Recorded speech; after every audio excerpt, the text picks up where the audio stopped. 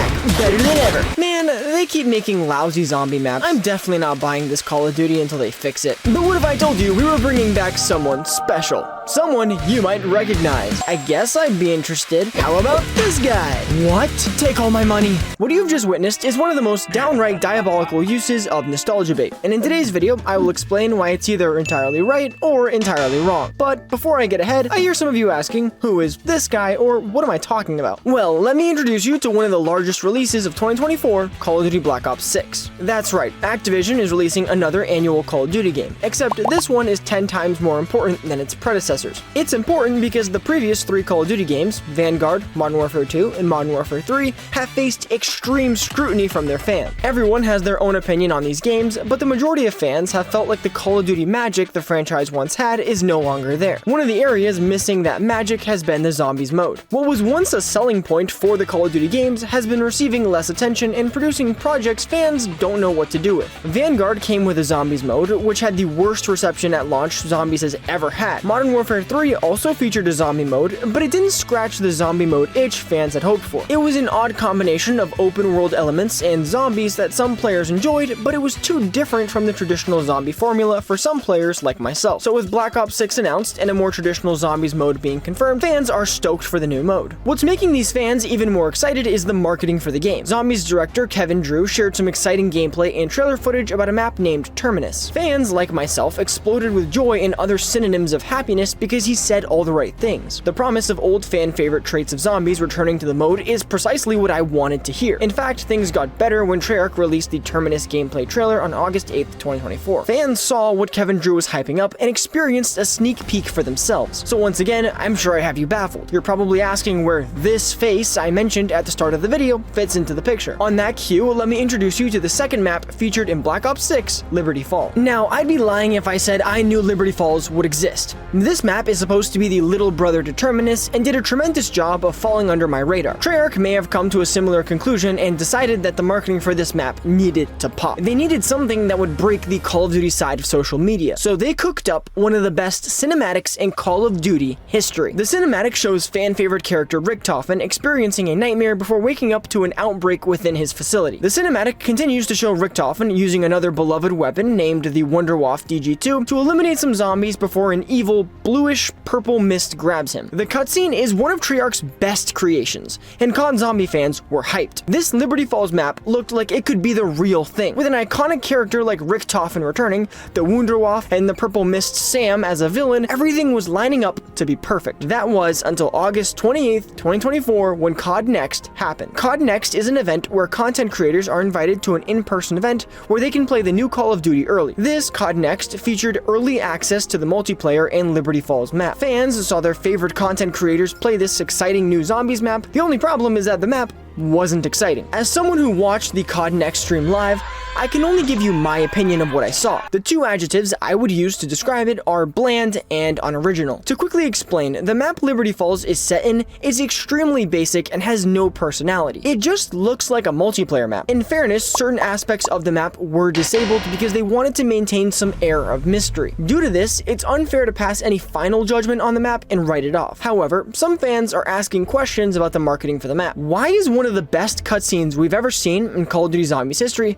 paired with such a bad map? Is it possible Treyarch is using Richtofen as some get out of controversy card in this situation? Well, I will present all the facts and let you decide. The first logical hurdle we must tackle is character selection within the new Zombies universe. If you're unfamiliar with Call of Duty's history, the Zombies mode began in World at War in 2008 and has continued to the present day. Over nearly 16 years, there have been a lot of changes and developments within this mode, and one of the most critical areas of that is found in its characters. The original crew that Call of Duty fans became attached to were Nikolai, Tank Dempsey, Takeo, and Richtofen. Each of these characters had distinct personalities, which showed through their voice lines after kills, mocking one another, and other interactions within the Zombies map. As the years progressed and more maps were made, this squad's journey would inevitably end. No fans were excited about it, but just like when you see your favorite hero die, it's gut-wrenching and emotional, but it's a part of the hero's story. The end of this squad occurred on September 23rd, 2019, when the map titled Tag der Toten was released. This map brought the original story story of Call of Duty Zombies to a close. I mean, this thing is nearly impenetrable. All of the characters' spirits, universes, and enemies are trapped in a realm called the Dark Ether, in which nothing can escape. The only two things that made it out are a girl named Samantha and a boy named Eddie, which is a younger version of Richtofen. Fast forward to the new storyline Treyarch created within Call of Duty Black Ops Cold War, and things haven't gone so smoothly. Treyarch opted for a new route when creating characters for the zombie mode experience. Now, players experience the game through the eyes of operators. These operators are just skins you can purchase in the shop, and they all have very basic voice lines that don't impact the gameplay in the slightest. I'm a black guy, my name's Call of Duty. In fact, if you're an old Zombies fan who's used to your character chiming in occasionally, the lack of any characterization is likely off-putting. Is this decision entirely on Treyarch? It's unlikely. Operators were a newer addition to the Call of Duty franchise when Cold War was released. I'm sure some of the higher-ups at Activision wanted to maximize monetization and keep the Call of Duty experience consistent. Credit to Treyarch for trying to amend this through varying voices over the radio like Weaver, Dr. Peck, and Major Carver. The only problem is these voices don't provide enough of a substitute for the original. And within Black Ops 6, it seems Treyarch was able to get their way. The map Terminus has been confirmed to have a set crew of characters with personalized voice lines and interactions. There's just one slight problem. In the marketing build-up for Black Ops 6, they released the intro cinematic for the Terminus map, and unsurprisingly, people weren't moved. Commenters were more excited about a set crew for the map and the mention of Richtofen's name than anything else. The lack of any reaction to the characters point to a larger overall issue within modern zombies, and it's a recurring theme: personality. Within some of the greatest Call of Duty zombie maps, there's a common trait. Each map oozes a distinct trait that leaves an impression on the player. A map like Shadows of Evil has such a noir-inspired theme that's unique to the map. Even a map like Buried, which is set in an abandoned underground western town, sends haunting chills down its players' spines. The contrast is apparent when comparing these maps to some of the more recent releases. Maps released in Cold War like Richtofen and Forsaken are set in the same locations in which the campaign occurs. So when Zombies players experience these maps,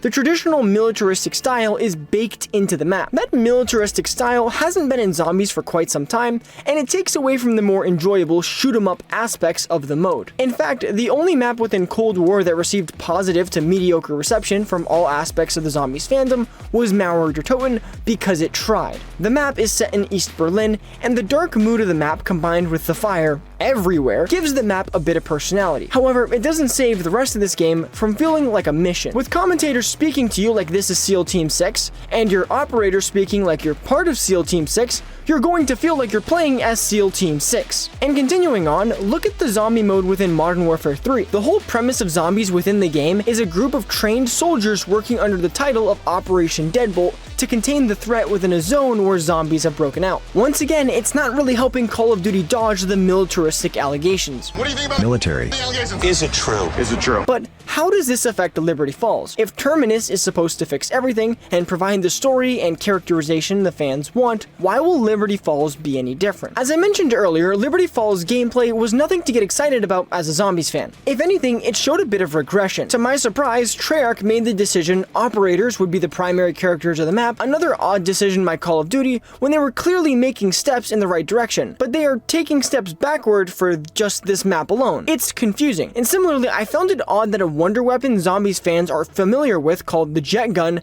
made an appearance. This weapon has been memed into oblivion for being one of the best and worst weapons to ever exist, and fans have joked about a fixed version returning in a future game. So let's do an entire rundown. Terminus is a map advertised to fix the core problems Zombies fans have had with recent releases. It's supposed to be the beacon of hope for the future. On the other hand, Liberty Falls seems to fall right back into the same problems that have plagued modern Zombies for the past 4 years. It's the map that gets the amazing cinematic with fan-favorite character Richtofen and an updated version of the jet gun. So I think it's undeniable that Treyarch pulled all the stops and in their meeting went, yep, gonna have a tough time selling this one. Let's just throw some Richtofen and the jet gun in this one and hope they don't notice. Is it wrong they did this? It's really up to you. Personally, I feel this entire situation hints at a more profound struggle in the zombie sphere within Treyarch and Activision. Kevin Drew and company just want to make excellent zombie maps and tell the story they have in their talented creative minds. Meanwhile, Activision Activision is worried about selling the mode and ensuring there are easy and basic experiences for zombie fans who like Warzone and multiplayer to step into, which almost feels insulting to the core of zombies. Do you see this map? Yeah,